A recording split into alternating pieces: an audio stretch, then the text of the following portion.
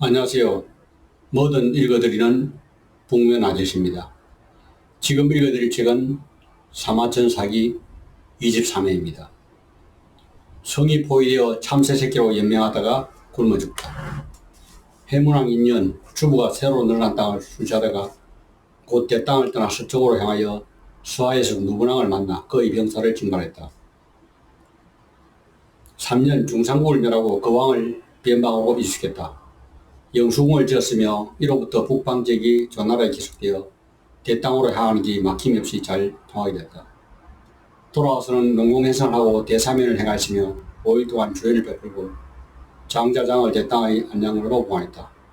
장은 본래 사처스럽고 내심으로 그 동생이 왕이 오른 것을 불평하고 있었다. 주부는 또 전불례를 보내 장을 보자하게 하였다. 이태가 비를 만나곤 했다. 공자장은 신체가 건장하고 마음이 교만하며 따르는 무리가 많고 야심이 크니 아마도 사심이 있을 것입니다. 또 전불례의 사람이 되면 잔인하고 오만합니다. 두 사람이 뜻이 맞게 되면 틀림없이 업무를 꾸며 반란을 일으킬 것이고 일단 이를 버리면 요양을 바랄 것입니다.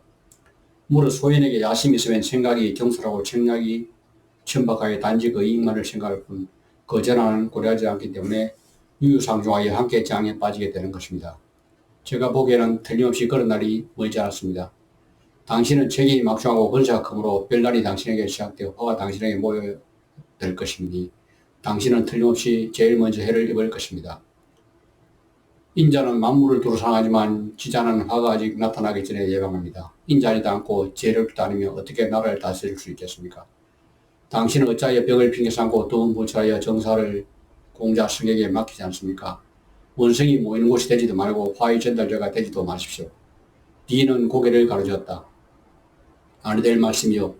당초 주부께서 왕을 나에게 부탁하시면서 너희 법도를 바꾸지 말고 너희 생각을 달리하지 말며 한 나라를 굳게 지키면서 너희 일생을 마치도록 하라고 하셨을 때 나는 제비하여 명을 받고 기록해두었소. 이제 전불례의 나를 두려워하여 나의 기록을 망간다면 이보다 더 큰 변질이 어디 있겠소. 조정이 나가 엄숙한 사명을 받고 물러나와 전력을 다하지 않는다면 이보다 더 심한 배신이 어디 있겠소. 변절하고 배신한 신하는 형벌이 용납하지 않을 것이요. 속담에 죽은 자가 다시 살아난다고 해도 살아있는 자는 그에게 부끄럽지 않도다라고 하였소. 내가 이미 말한 이상 나의 언약을 완전히 이루고자 하니 어찌 일신의 안전을 구하겠소. 하물며 지조 있는 신하는 고난에 빠져야 절조가 보이고 충신은 어떤 사건에 연루되어야 그 행위가 명백해진다고 하였소. 당신은 이미 나에게 가르침을 베풀었고 충고다했지만 나는 이미 내가 한 말을 끝까지 따를 것이오. 그러자 이태가 좋습니다. 부디 옥체 보전하시기 바랍니다. 하지만 제가 당신을 볼 수 있는 것도 올려뿐이군요. 라며 눈물을 흘리고 떠나갔다. 이태는 여러 차례 공자성을 만남으로써 전불례의 반란에 방기하였다. 4년 조일제라 신하들을 보니 안양군도 와서 조용하였다. 주부가 왕에게 정사를 치르게 하면서 자신은 옆에서 신하와 왕실 종친들의 예의를 살펴보았다. 그는 장차 장이 의기소침하여 오히려 신하로서 복면하고 동생들에게 몸을 굽히는 것을 보고서는 마음속으로 가난하게 했다. 그래서 조나라를 양문하여 장을 대의 왕으로 봉하라고 했으나 이 계획도 결정도 되지 않은 채 중지됐다. 주부가 왕과 함께 사고에 유람을 갔을 때 서로 다른 무게에 묵었는데 공자장이 전불례와 함께 무리를 일으키고 나를 일으켰다. 그는 주부의 명령을 사칭하여 해문왕을 불렀다. 먼저 들어간 비가 그들의 해서 죽임을 당하자 고신은 즉시 왕과 함께 공자장의 병사에 맞서 전투를 벌였다. 도성에서 달려온 공자성과 이태가 4개의 병사를 징발하여 공자장과 전불례를 죽이고 그들의 도당을 멸하여 왕실을 안정시켰다. 공자성은 저상이 되고 이태는 사고가 되었다. 이에 앞서 공자장이 피하여 주부가 있는 곳으로 달아나자 주부가 그를 받아들였다. 공자성과 이태는 주부의 공을 포위했다. 결국 공자장이 죽자 공자성과 이태는 공자장 때문에 주부를 포위한데 만약 군대를 철수시킨다면 우리는 멸족을 당할 것이다 라고 언론하고는 여전히 주부를 포위하고 싶다.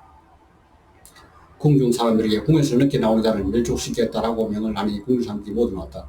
주부는 나오고 싶었지만 걸을 수가 없었다. 또 아무리 그지없어서 참새새끼를 구해 먹다가 3달여 후에 사구궁에서 죽었다. 주부가 죽은 것이 확실해지자 비로소 발상하고 제후들에게 모험을 정했다. 당초 해문왕이 어렸기 때문에 공자성과 이태가 대권을 장악하는데 그들을 주살될 것이 두려워 주부를 포위했다. 주부는 원래 장자장을 태자로 삼아서나 후에 명료를 얻자 그녀를 중요했다. 그래서 몇 년 동안 그녀의 궁을 나오지 않고 아들 하를 낳자 태자장을 폐시고 하를 왕으로 세웠다. 그 뒤 명료가 죽자 사람을 찍어갔고 원래의 태자를 가른하기 위해 두 사람을 모두 왕으로 삼고자 머뭇거리며 결정하지 못하였다. 이 때문에 난이 일어나는 바람에 부자가 모두 죽어 천하의 우선것으로 전락했도다. 어찌 예서가지 아니하리요. 진나라 문공 일시적인 이익은 천추의 공을 능가주었다. 여의의 주아란지령 진나라는 원래 주나라 모왕의 아들을 시조로 하였던 나라였으며 주나라에 가장 가까이 위치하고 있던 대국이었다. 그러나 격렬한 내부 속에서 전변이 많이 났으며 결국 봉가에간 집안 출신된 무공이 봉가를 멸망시키고 새로운 왕이 됐다. 흥공은 그 무공의 아들이었다. 흥공은 즉위한 다음 왕의 권한을 이어가는 공신들을 철저히 배제하였으며 군대를 강화시키고 영토를 확장해 나갔다. 흥공 15년 진나라는 영족을 초벌하게 되었는데 그때 흥공은 미모가 뛰어난 예의라는 여자를 소개했다. 그런데 예의라는 여자는 절체의 미인뿐 아니라 매우 총명하여 흥공의 사랑을 독차지하게 됐다. 이었고 예의는 사내 아이를 낳게 되는데 그가 바로 해제이다. 흥공은 해제를 총애한 나머지 태자를 피하는 마음을 먹었다. 그는 고국은 우리 선조의 묘가 있는 곳이고 포업은 진나라와 가까우며 굴업은 적과 가깝다. 만약 아들들을 보내 그곳을 지키게 하지 않는다면 난이 일어나지 않을까 꾸릴 수 없다. 라고 말하면서 태자 신생은 고국을 지키고 중인은 포업을 지키며 여우는 굴업을 각각 지키도록 하였다. 흥공과 예의 아들 해제는 도성이 강에 머물렀다. 이로 인하여 진나라 사람들은 태자가 왕위에 오르지 못할 줄을 알게 되었다. 태자 신생의 어머니는 제나라 황공에 따라서 이름은 제강이었는데 일찍 죽었다. 신생의 동문 의동생은 진나라 목공의 부인이 됐다. 중이의 어머니는 적속 고시의 딸이었다. 이호의 어머니는 중이의 어머니의 여동생이었다. 흥공에게는 8명의 아들이신데 태자 신생과 공자 중에 이호가 현명하고 분명히 선량하였다. 그러나 예의를 얻고 난 후 흥공과 그의 세 아들은 소원이 됐다. 그런데 여인은 용리한 여자였다. 그녀는 흥공에게 결코 자기 아들을 태자로 삼고자 하지 않았을 뿐 아니라 흥공이 신생 대신 자신의 아들 해제를 태자로 삼자고 하실 때도 눈물을 흘리며 간청하는 것이었다. 당치도 않은 말씀이 옵니다. 태자 신생이 이 나라의 고위다라는 것은 온 천하가 아는 사실이며 또한 그는 장군으로서 많은 공적을 세워 백성들의 존경을 받고 있습니다. 저 같은 천한 여자를 위해 제 아들을 태자로 세우려 한다면 차라리 스스로 목숨을 끊겠습니다. 흥공은 이 말에 감동하지 않을 수 없었다. 그로부터 2년이 지난 어느 날 예의가 신생에게 말했다. 어젯밤 꿈에 태자의 어머니께서 나타나셔서 이제 어서 제사를 모시고 아버님께 제물을 올리시오. 당시 태자 신생의 어머니는 고인이 된 지 오래였는데 그 무렵에는 꿈에 고인이 나타나면 그 자식이 제사를 지내고 그 제물을 생전에 계신 부모에게 올리는 풍습이 있었다. 그러한 예의의 말에 태자는 아무 의심 없이 즉시 제사를 모시고 술 음식을 아버지인 흥공에 바쳤다. 때마침 흥공 사냥을 나갔는데 예의는 그 술에 음식에 독약을 타놨다.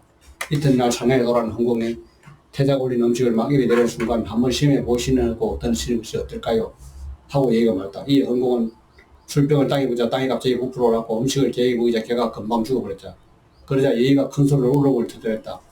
아니 아버지가 사시면 얼마나 더 사신다고 뭐가 그렇게 급해 이런 짓을 합니까? 잠시 어찌하나요? 한참을 통과하던 예의가 울음을 그치더니 정성하게 말했다. 태자가 이런 짓을 하는 것은 오로지 소첩과 소첩의 아들 해제 두 사람 때문입니다. 그러니 우리 두 모자가 다옥통으로 피해갈 수밖에 없을 듯합니다. 그렇지 않으면 더 이상 수모를 겪지 않도록 스스로 죽게 해주십시오. 그것이 태자 선생의 손에 죽는 것보다 100번 낫습니다. 대왕께서 전에 태자를 바꾸시겠다고 말씀하실 때 소집이 그렇게 하지 말라고 한 적이 있었는데 지금 생각해보니 소집이 어리석었습니다. 흥공은 격분하여 태자 선생을 잡아들이라고 명령했다. 그러나 태자는 이미 도망친 후였고 대지인 태자의 스승이 잡혀들어와 즉시 사형에 처해졌다. 한편 몸을 피한 태자 선생에게 어떤 사람이 탄식하게 말했다. 그 독약 사건 예의가 꾸미는 일이 아닙니까? 왜 변명을 안 하시는 것입니까? 그러자 선생이 침통한 표정으로 대답했다. 아버님께서는 이미 기력이었고 쇠약하셔서 더욱이 예의가 없으면 잠도 편히 주무시지 못하고 식사조차 제대로 하시지 못하실 정도라고. 내가 사실을 말씀드려 아버님께서 연희에게 배신감을 느끼신다면 그 충격이 얼마나 크겠소. 한편 태자에게는 다른 나라로 망명을 건의한 사람도 있었다. 그러나 태자는 전형한 듯이 말했다. 그럴 수는 없소. 설사 다른 나라로 간다 해도 이런 누명을 뒤집어 쓰고서 어떻게 살 수 있겠소. 내가 할 수 있는 일은 스스로 죽는 수밖에 없소. 이렇게 말하고 태자는 곧 스스로 목숨을 끊었다. 이때 중유와 이호가 흥공을 아련하였다. 어떤 사람이 예에게 말했다. 두 공자는 예께서 자문을 하셔서 태자를 죽게 할 사실을 원망하고 있어옵니다. 이에 여인은 두려워하여 황공에게 두 사람의 잘못을 말했다. 신생이 제사고기에 고개를 넣었을 때 이 두 공자들은 이 사실을 알았사옵니다. 두 공자는 이 소식을 듣고 두려워하여 중인은 포업으로 이호는 굴업으로 도망을 가서 성을 굳게닫고 방비하였다. 당초 흥공은 사의를 보내어 두 공자를 위해서 포업과 굴업의 성벽을 수리하고 축적해 했으나 완공을 하지 못하였다. 이호는 이러한 상황을 보고하였고 흥공은 사위를 지체하였다. 사위는 사자하면서 병경의 성읍에는 도적이 적은데 성벽을 쌓을 필요가 있겠습니까? 라고 말하고 물러났다. 이후 그는 호피로 만든 옷들이 어수선한데 한 나라의 군주가 셋이었다. 나는 누구를 따라야 할 것인가 라고 노래를 지어불렀다. 마침내 포업과 굴업의 성벽이 완성됐다. 신생이 죽자 두 공자도 돌아가 그들의 성읍을 방비하였다. 헌공 22년 헌공은 두 아들이 말도 없이 돌아간 것에 분노하여 과연 모범할 의사가 있다고 생각하여 군대를 보내 포업을 국내가도록 했다. 포업의 왕관 이제가 중위에게 빨리 목숨을 끊으라고 보냈다. 중위는 담을 넘어 따라났고 이제는 뒤를 쫓아가서 그의 옷소매를 베었다. 중위는 정나라로 도망쳤다. 이때 중위의 나이는 이미 43살이었다. 헌공은 또 사람을 보내 구력을 치도록 하였으나 구력은 견실하게 방하여 깨뜨릴 수 없었다. 이듬해 헌공은 대규모 군사를 보내 이호를 공격하니 이호도 견디지 못하고 마침내 양나라로 피신하게 됐다. 2년 후 여인은 거리의 둘째 아들 도자를 낳았다. 충신은 죽고 이호는 왕이었다. 헌공 26년 여름에 헌공의 병이 위독해졌다. 헌공은 적건인 순식을 불러 당부했다. 너희들을 해제가 계승할 것인데 아직 나이가 어리기 때문에 대신들이 잘 따르지 않을 것이며 또 반란이 일어날 수 있다. 그들은 해제를 받들고 정사를 잘 보존할 자신 있는가? 그라옵니다. 어떻게 그것을 증명하겠는가? 이에 순식이 비자가 맞도록 말했다. 남자는 일부 이혼을 하지 않는 법입니다. 그것이 바로 정도입니다. 그래야 헌공은 순식에게 해제를 못하고 순식은 재상으로 임명되었다. 드디어 9월에 헌공이 죽었다. 그러자 대부 이웃과 비정 두 사람은 반란을 일으켜 헌공의 장례식에 일대 해제를 주였다. 이때 순식은 자기라려 했으나 곁에서 해제의 동생 도자를 왕으로 세우고 도과제한다는 제안을 하자 마음을 바꿔 도자를 왕으로 즉위시키기로 하였다. 하지만 이번에도 이극이 군사를 이끌고 궁전에 침입해 도자를 살해해버렸다. 그러자 순식도 어쩔 수 없이 자기라고 말했다. 해제와 도자를 살해한 이극은 즉시 중위를 맞아 왕으로 선고되었다. 그러나 중위는 정중하게 거절했다. 나는 아버님의 명령을 거역하고 도망쳐 아버님의 장례식에도 가보지 못한 불충하며 불효한 사람이 지금 와서 되돌려 갈 수는 없어. 그러나 이극은 다시 헌공의 셋째 아들 이호를 왕으로 맞아 오르게 됐다. 이때 이호는 진모공에 사신을 보내 자기가 왕이 되면 하수당을 바치겠다고 약속하며 협조를 취했고 이극에도 편지를 보내 큰 빚을 납부했다. 진모공은 곧 이후에 군대를 보내어 방과할 수 있게 했다. 하지만 기후와의 왕이 된 이후는 진나라의 약속을 불시장처럼 버릴 뿐 아니라 이후부터 배신자를 일고 진행시켜버렸다. 그로부터 4년이 지나 커다란 가뭄이 들어 전국에 식량난이 불닥쳤다. 이때 진나라 대신들은 진나라가 전에 약속을 지키지 않았던 사실을 들어 이게 토벌하자 주장했다. 그러나 진나라 목공은 그 왕이 나쁜 것이 백성이 무슨 죄가 있겠는가 라면서 오히려 많은 식량을 보내두었다. 그이들은 이번에는 진나라가 큰 가뭄이 됐다. 그러나 진나라 왕 이호는 2개월 틈타 진나라를 토벌하겠다고 작정했다. 이에 진나라가 크게 공개하여 먼저 공개하자 진나라는 대표하고 이호까지 포로가 됐다. 이호는 이때 체험당할 형편을 했으나 이호의 누님인 목공의 부인이 상국을 입고 운이와 동생을 살려달라고 해결하였다. 결국 이호는 겨우 목숨을 건졌지만 태자를 인질로 맡기자 했다. 이호는 가까스로 목숨을 예명해가면서도 한편으로는 형 중위가 있기 때문에 자신의 위치가 항상 보라다고 생각하여 자객을 보내 중위를 죽이도록 했다. 이 사실을 알게 된 중위는 또다시 피신해야 했다. 중위는 여의 모함에 의해 피신한 이후 아우 이호의 이역을 받으며 정녕 19년을 이 나라 전으로 또 돌아다니면서 망명생활을 했다. 그러나 결국 입만 얻어 나이 60세의 왕이 될 수 있고 나아가 천하를 뒤흔드는 패자가 되었다. 술에서 깨어났을 때는 중위는 어릴 때부터 선비를 좋아하여 나이 17세 이미 현사 5명이 곁에 있었다. 그들은 조채와 문공의 외삼촌인 후원구원과 gat타, 선진, 유무지 등이었다. 정나라는 구월을 토벌하고 두명의 공주를 포로 잡다. 정나라 공주는 큰 딸을 중에게 보내 채로 상태하는데 백주와의 수류 두 아들을 낳았다. 또 차녀는 조채에게 시를 보내는데 조동을 낳았다.